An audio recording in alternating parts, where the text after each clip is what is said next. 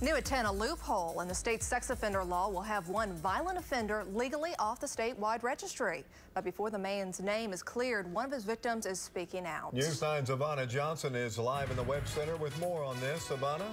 Well, Kelly and Amanda, the victim is the man's daughter. Roger Dale Stevens molested children for years, but his lawyer says it's not about what he did, but when the crime was actually committed.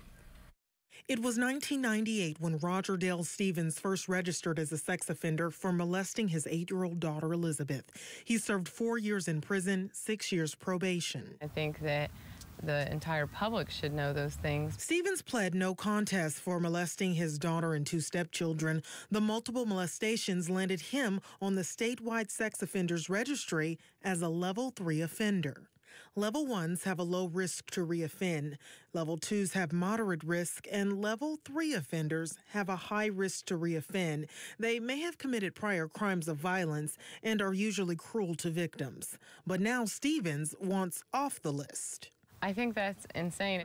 His attorney doesn't think so and says the law requiring level 3 sex offenders to remain on the list for life passed in 2007.